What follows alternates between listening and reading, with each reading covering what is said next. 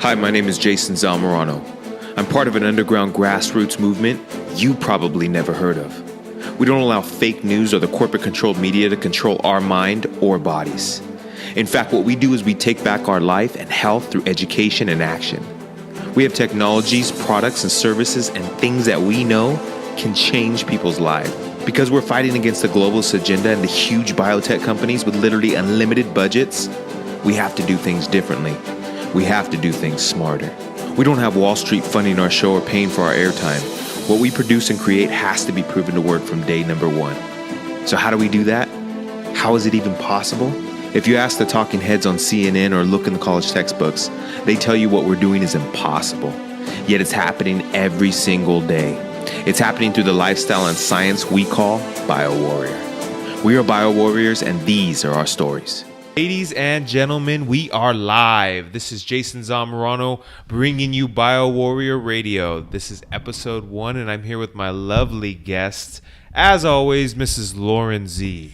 Hey, what's up, babe? I'm so excited that we are finally doing this. I know we wanted to start a podcast about 7 years ago, fell through, and so here we are again. Here we are, absolutely. And we've got some great info to share with you guys. I think today the first thing we'd like to cover right off the bat is who we are and why we started Biowarrior Radio. Well, let's start with your story, Jason. When was it that triggered you to basically change your life and become a full-blown Biowarrior? Like, when did it all start? Yeah, so the day I became a Biowarrior was the day that my Aunt Betty died. She passed away from brain cancer. I watched her go through the conventional chemotherapy treatment. She was getting chemo intravenously. And from my perspective, that is really what did her in. It was a horrible, horrible death. I watched her go from, she was a beautiful, beautiful woman in her mid-50s, long black hair to bald and literally taking her last breath. So that was tough. There was a lot of anger and frustration that came from that. I guess really not understanding why it had to happen. I was still pretty young, and that was my first encounter with cancer. And then something really sad ended up happening just, a year or two later with your uncle? Yeah, 2 years later, my uncle actually passed away from cancer as well. Yeah, that is wild. Yeah, and the same thing pretty much with him was, the traditional chemotherapy treatment. You told me that you lived with your uncle, and so you would hear him on a regular basis basically puking and suffering, and as a young boy, a teenager, there's just nothing you can do about it. Yeah, it felt pretty helpless, listening to him literally puke his guts out. I mean, the guy was in severe pain. He was, having severe headaches every single day. And not only that, but also migraine headaches. He would shake. He was going to cold sweats. It was very terrible to watch him again degrade from healthy and vibrant to basically skin and bones, and again, dead at 33. Did he pass away in the house or in the hospital? He actually passed away in the home. So oh, wow. You never never told me that. Yeah, I was there when they actually took him out. No way. Yeah, it was pretty wild. So, that is bone chilling. That is so sad. Yeah, and he was a great guy, kind of the life of the party, just carefree. I remember him literally having a tumor on the side of his neck. It was probably as big as a softball. And this guy would still go out. They didn't try to cut it out, because nowadays the first thing they do is first they try to cut, right? Typically. And then the second step was to go through the chemo, the radiation. Yeah, I think this was actually his second time, though, because he did go into what they call remediation, which remission. Remission. So basically, it came back, and when it came back stronger than ever. And of course, now I kind of understand why. So that was another really, really hard hitting lesson for me as far as introduction, as far as what cancer was and what it can actually do to you. And so after that, you were obviously mourning not only the death of your beautiful aunt who you were so close with, but also your uncle who you lived with. and you were going through the morning, the phases of mourning. I think there's like 5 phases where first you're angry, then you're like really pissed off. Then I think the last cycle is crying, sorrow, and then there's like that forgiveness and healing. But besides that, you were in a really tough spot because you wanted to find answers, and the doctors were basically saying like, well, there's genetics and there's nothing you could do about it. They just had bad genes. Well, Is that the I case? mean, that was pretty much the answer from the doctors was, hey, you know, this is genetic, it happens. And, you know, my disposition basically was, hey, two of my close family members had gone through it, then probably I could be next. And that's when I run into one of my best friends. His name's Justin, actually. He referred me over to some info. It was actually a website about cancer, and it talked about how cancer could be prevented, and how cancer was something that was more of a fungus inside the body.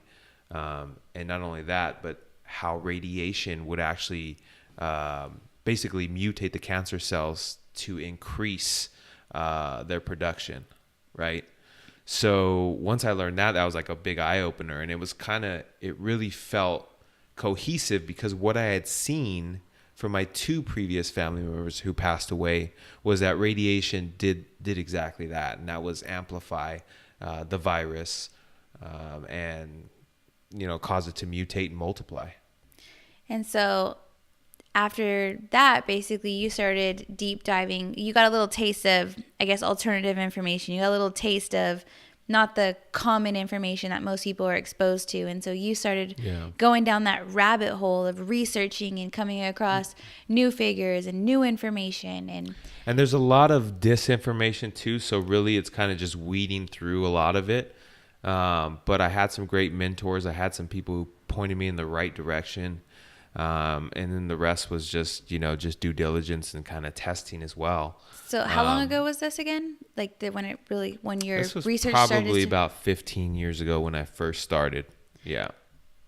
Makes sense. Because I actually met you about 7 years ago, and you were already pretty deep into being what people might call a total health nut, which after 7 years, I think I've developed the same mindset as you. Maybe to this day, not as extreme as you, but I can understand why we live a certain way. Well, extreme trauma will cause people to do extreme things. So obviously what I experienced is extreme trauma, right? Right. I seen that death firsthand, and I definitely do not want to live that same life. So basically what it led me on a journey was realizing that cancer could be prevented. And in the worst case scenario, you can at least add, you know, vitamins, minerals, amino acids, omegas, fatty acids, essential key elements that you need to boost your immune system and optimize your genetic profile so that you potentially can prevent cancer and obviously live a long life, so you can, you know, in my case, raise my children and be there for my family. So that term's called epigenetics, where you can like turn on good genes and turn off bad genes by nutrition based on your genetic makeup. Yeah. It's not a one size fits all. Basically, certain people with certain cultures and backgrounds need a specific type of diet and a formula of nutrients. Well, I think we all have genetic dispositions, right? Like we're all different. We're all susceptible to certain things, right? More than others. But at the end of the day, what I found out was really just nutrition. Number one, we're depleted. Number two, if you add that in, your chances of getting illness, diseases, obviously you can reduce the risk substantially versus, hey, I'm just going to continue doing what I've always done and continue to potentially get the same thing. So not only nutrition, but also the lifestyle and your environment, which I'm sure we'll talk about later on in a future podcast about how your environment can trigger cancers and other illnesses. So right, just ordinary things that we do each and every day. And I started learning about these things. I started learning about, you know, the lotions and maybe the water that I was drinking had BPA, some of these things that were, you know, not good for my body and that could actually increase the chance of cancer cells growing inside of me. Right. So I started eating healthy. I started avoiding toxins like GMOs, aspartame. We talked about BPA. High fructose corn syrup's one of your big ones. Right. Artificial flavors, sweeteners. Yeah, the list goes on. I mean, it's unfortunate that the list is such a long list of things that we actually have to stay away from. But I mean, one of my biggest fears now being a mother is having my 2 little boys, little kids now 1 to 5 years old, are being diagnosed with cancers left and right. And it's like, I'm going to do everything in my power to make sure our boys don't get it either. So, Sure. but yeah, so you started eating healthy, you started avoiding toxins, you started you invested in $1,000 water filtration system, you bought one for your mom, you started getting your mom and your dad on this new healthy lifestyle bandwagon. Mm-hmm. What were some of the things your dad was suffering with? Yeah, so my dad was he has hepatitis of the liver, so he also was dealing with severe migraines. He has fibromyalgia, in a lot of pain, right? But also he was also taking a lot of medication, like opiates, things like that. That also over time actually increase that and make you dependent upon them. So long story short, I started sharing my knowledge with him as well as my mother, because everywhere you look, it seems like, especially for us, our parents, they're really not healthy, right? We're living longer, but is our quality of life better? Right. We're living longer, but we're also sicker longer. We're just holding on by a thread. Right. I mean, it's unfortunate because, I mean, I think I started noticing my parents' health declining. Now it's been probably at least about 10 years, and they haven't made the necessary changes to get better, but they're getting by. So, yeah. See, that's the trouble, though, is, people get by for so long, but then when they've ignored that, that check engine light for 20, 30 years, all of a sudden that check engine light now is something big. So for me, watching, my family members die like that, I really wanted to focus on prevention.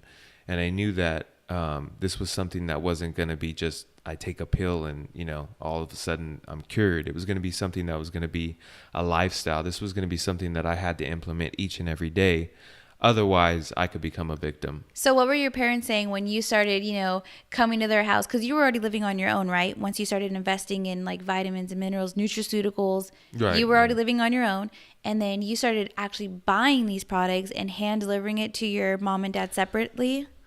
Yeah, so my mom actually, she purchased hers, and she went on a juicing diet. She was exercising. I mean, she totally changed her whole lifestyle. She was suffering from rheumatoid arthritis, inflammation, obviously fatigue, brain fog, etc. Weight gain, extreme weight gain. She dropped 40, 50 pounds. Yeah, so I mean, you just dramatic results. Regarding my father, I was actually, I was delivering those supplements to him, and I mean, he was healing like really, really fast. Like he used to spend all day in bed, right, in pain, just laying in bed, etc. And we were actually he was out of bed every day. I mean, he was living his life on his terms. It only took several months to get him there. So it was just consistency of him actually doing what he needed to do each and every day. And over time it compounded, and eventually he didn't need the medicines anymore. Right. I think your dad said he's completely off all his medication right now. Like he's been off medication for a solid year that I know of for a fact, because he doesn't have his doctor's prescription anymore. And he looks great. He looks young for his age. So I think that's a pretty amazing story that, you saw your aunt, your uncle suffer. They passed away from one of the worst diseases that's plaguing America like crazy. A disease that's not really seen in places like Japan. So there's kind of like something going on here with the American lifestyle, the diet, the foods we're eating, the lifestyle we're living, the environment that we're soaking up in. And not to mention that it's at an all-time high. I mean, your chances of getting cancer has got to be, 1 in 4, 1 in 2. I mean, the last time I seen it was like 1 in 2. You have a 50% chance of getting cancer. Like, chronic disease and illness is just insane nowadays. And with the technology and science that we have, it's just totally unnecessary. So I guess that's really why we decided to produce this radio show, to bring the truth and set the captives free. But you knew you were doing something right when you saw your dad thriving, even though he had HIV. Not HIV, no, What is it? hepatitis. Oh, hepatitis. I'm sorry. I'm not too familiar with the AIDS and HIV and hepatitis. Anyways, they're blood diseases though, right? There's supposedly no cure. It's a virus, right. But there's technically no cure for those. So they say. The interesting thing about that is with some of the technologies that we have, you can actually test your what they call your viral load. So you can take supplements and you can test your viral load before and then during, and then you can actually measure if you're getting results or not, right? And then also, in addition to that, it's non-toxic. So it's not like some of these conventional approaches where they're cutting you open and they're leaving you open to infection just from being in the hospital alone. But again, there's no toxic effects like chemotherapy or some of these drugs that have all these side effects. You have literally no side effects. And you have the opportunity to test it for yourself and see if it actually works. But what I think is really interesting is you also said your dad has fibromyalgia. He basically lived in his bed day and night suffering from severe migraines. Even though he was on methadone and other painkillers, it was still not masking his pain. No, the methadone was actually decreasing his pain tolerance. So it was making him more susceptible to pain. But so his body continually wanted more methadone to overcome it. So basically, he's just making himself sicker and sicker and sicker. Right. And the reason why I wanted to ask this question is because when I worked at the bank, I had like 15 clients who actually had fibromyalgia, and they would come in once a month because it was the only time they can actually get out of their bed to basically pull out a little bit of cash. And all they would do is complain and whine to me how much pain they were in and how they wish there were alternatives. But these alternative medicines, these nutraceuticals, these non-chemical type prescriptions are helping people get better, get out of bed, not have headaches anymore, basically live a normal life. But the doctors are not actually prescribing these nutraceutical type remedies to these people. They're basically just keeping them sick while they're making trillions of dollars a year on these pharmaceuticals. Yeah, I mean it's a very profitable thing to have someone continually buy your medication again and again each and every month. And not to mention that if it's going to cause you more side effects, then they could probably sell you another product as well. So, and then again, the way that they're designed is they're not designed to actually, they're not designed to attack the problem. They're designed to cover up the symptoms. So what you're getting is you're getting a cover up for the real problem that you're not addressing, which is actually going to cause you long-term problems. I think it'd be so fun to be able to interview like a traditional doctor here on our podcast and just raise certain questions like, why are we prescribing medications that are hiding symptoms? They don't even talk about basic just nutrition, like, oh, drink clean water, right? What is clean water?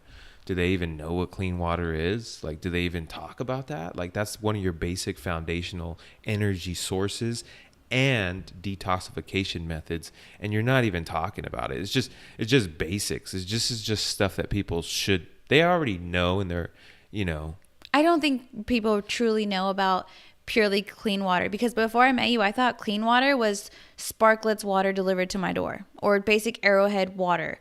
I didn't understand like the ppm, or I don't know, what's the funny stuff on your filter? There's more than that, right? Parts per million, total dissolved solids. You're just basically looking for anything other than water molecule. Right. And so some people get all happy because they've got their alkaline water or their something pH water and all these new fancy terms for all these new waters. Yeah, so you can alkalize water, but if you're because alkalinizing is basically you're sending, right, like you're upping the pH, right? You're smarter than me when it comes to water science. So alkalinized is basically, oh yeah, we're going to increase the pH because, you want your body to be alkalinized. So I'm going to drink alkalinized water. It makes sense, right? But the fact is that if you're alkalinizing water that's not clean, like it's got toxins, then you're literally supercharging those toxins as well. So you want to make sure, number one, before you alkalinize your water, because if you just drink clean, pure water with no toxins, no total dissolved solids, then you're going to alkalinize your body naturally and detox and get into that alkaline state, and ultimately, be vibrant. Yeah, that's something I'd like to talk more about later, because I know people are buying those $1,000 whole house systems where they're alkalizing their water, but our basic tap water we're getting from our city is probably like some of the dirtiest water you can touch, and yet they're drinking it directly from their there's faucets. arsenic in there. I mean, the city literally sends you a report each and every year, so you can see exactly what's in there, and it's public information. So if you wanted to check, which I do advise that you check with your city and find out what's in your water, you would actually be pretty astonished. You know what? Now that you just brought that up, I just realized I used to have dandruff like crazy, even though I was like washing my hair the recommended amount of times a week, shampoo, conditioner, etc.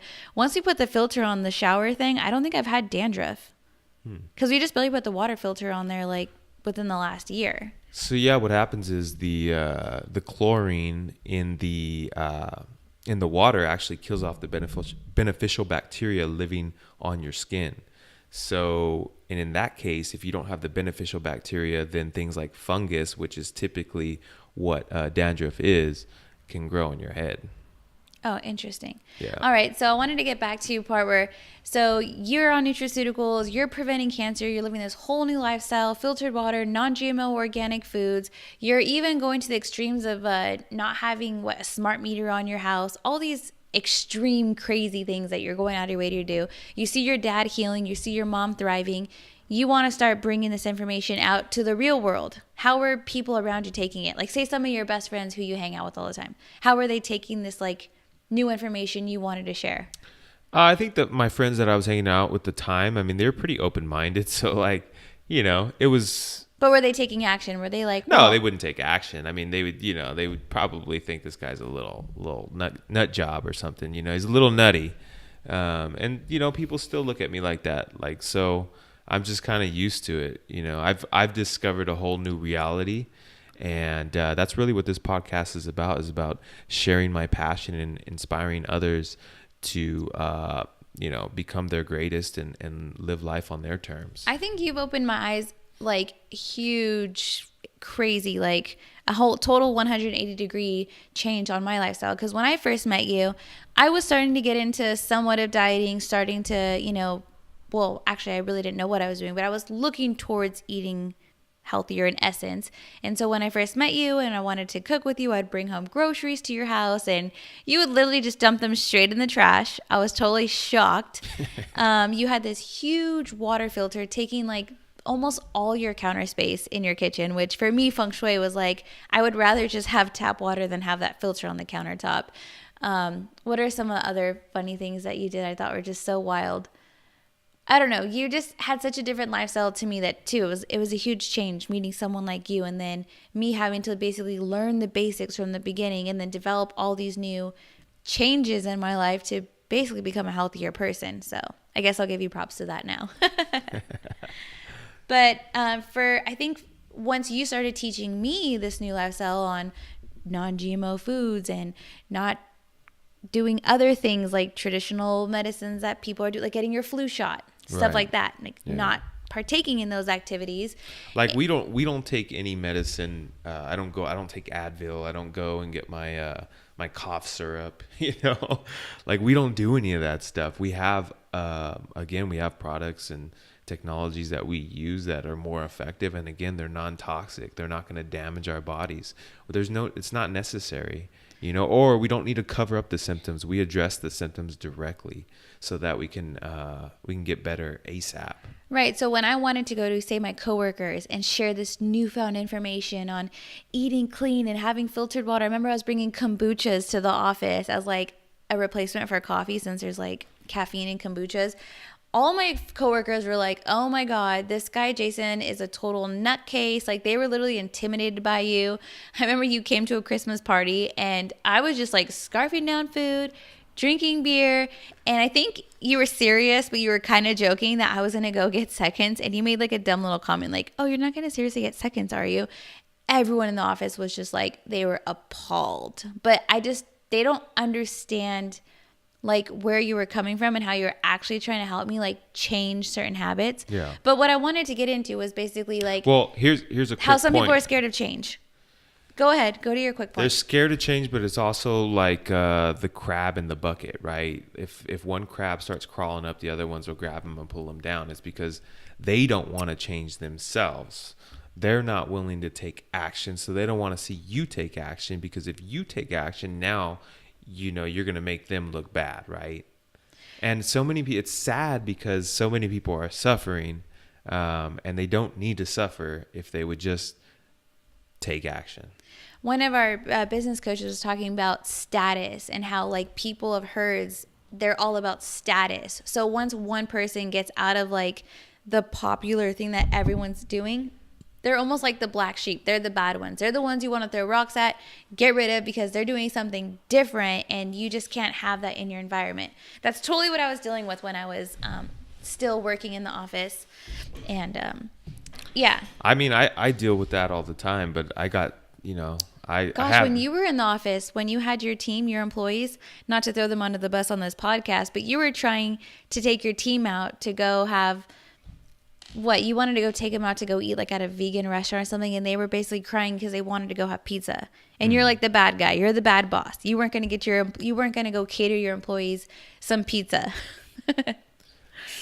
Yeah, and it's such a value for me that I just couldn't do it. So, but again, that's because I've experienced these things. That's because I've seen the way nutrition affects people and how it can help them overcome their biggest health challenges. And that's my passion. You know, I want to share this information so that others can get inspired to take action as well. You know, there's solutions out there to every kind of problem. We just literally got to open our eyes and be open to hearing some new ideas, so we can heal. Yeah, I think actually I was just thinking in the back of my head, since I've met you, I think I've naturally lost about 25 to 30 pounds just since I met you. Obviously, I lost quite a bit more weight before I met you, but just by adapting this new lifestyle of healthy eating and having the right supplements on hand, and my skin started healing. I used to have that really cystic chronic acne. I was so embarrassed to even not wear makeup for a second. So my acne was healing. My hair was growing healthy. Started feeling really vibrant, energized. Started hiking with you. We started going on all these fun adventures. So whole new lifestyle change. I couldn't say that I'd have it any other way. And I really too want to join you on this journey of helping bring this new lifestyle to our listeners. And I think one of the portals, or one of the ways to have brought me into this world of yours, was there's one thing that we had in common, which was our love for being like truth seekers. Mm-hmm. That was just, I don't know if we should tell our listeners this or not, but basically we met online. And on my bio, I know, roll your eyes. On my bio, it said I was into conspiracy theories, and you commented to me saying, how deep is the rabbit hole? That's how our relationship flourished. We started hanging out, and we just became this crazy couple who would like watch YouTube videos and documentaries, and we would read articles, and I'd be at the office at work and he'd send me, articles to research and look up, and then we'd come home that night and start talking about it. So that's been really fun too. And I used to go back home to my parents' house and tell them about like, just crazy topics like JFK was assassinated, it was an inside job, or 9/11 was an inside job, or just the typical like basic conspiracy theories, and they just thought that was like absolute nuts, totally crazy. But after being so consistent for about 2 years, I think my mom finally jumped on board, and she's a full-blown truther now too. Well, wait till we start really talking about the really cool stuff, like like the giants, and of course Hollywood and what they're doing. As far as sacrifices and just symbolism and just all types of just secret societies end time prophecies. I love that. Before I met you, Jason, I grew up with, like, I guess, basic Catholic traditions. You know, that is a story in itself. But basically, by the time I met you, I wasn't like a full blown believer. I wasn't really sure like exactly who Jesus was and what his purpose was. And that was another thing that I also really started looking into and understanding, and now totally love, and I can't imagine my life without it. But Yeah. you know, just from meeting new Well- people and being open-minded, your whole life could completely change. Yeah, and I think opening up to the health conspiracy, realizing the conspiracy behind the medical industry, really opened my eyes also to other opportunities or other truths that were out there, especially regarding the Bible and its historical data and how accurate it is. I mean, I started deep diving into a lot of this stuff. Giants on the earth in those days, talking about the flood, looking at the evidence for the flood, talking about, how the Lord made dinosaurs and how that some of these other dinosaurs were probably more than likely some type of mutation from potentially giants or the Nephilim, these fallen ones who brought this technology to mankind, and some of these great myths that we have of minotaurs and mermaids and all of these different type of beasts are actually reality. I think the camera ran out of we must have went past the time. Yeah. But I think we are running out of time. I guess if you wanted to wrap it up, I do look really forward to diving into some of these things that are so fascinating. And what I really love about talking about this stuff is it all starts with taking baby steps. So maybe you don't believe in the Bible, or you don't understand it, or you don't understand how the dinosaurs became extinct, or how the whole medical profession is a total conspiracy, part of this new world order, this eugenics, this lowering the population, dumbing down the population, moving people towards like a communist or socialist government, all this crazy stuff. I can't wait to talk more about that stuff. It's gonna be so much fun. It's going to be great. You guys got to tune in for the next episode of Biowarrior Radio. We thank you so much for listening. You can reach me on Facebook at Jason, that's Jayson, Zamorano, which is Z as in zebra, Amorano. And Lauren, how can they find you? Well, I do prefer Instagram over all other forms, so it's just Lauren.Z, and that's my preferred source of contact information. But I also have a Facebook page, and it's Biowarrior Lauren Z. Alrighty, guys. Thank you so much for listening. We look forward to talking with you soon. It's gonna be great. See you guys later.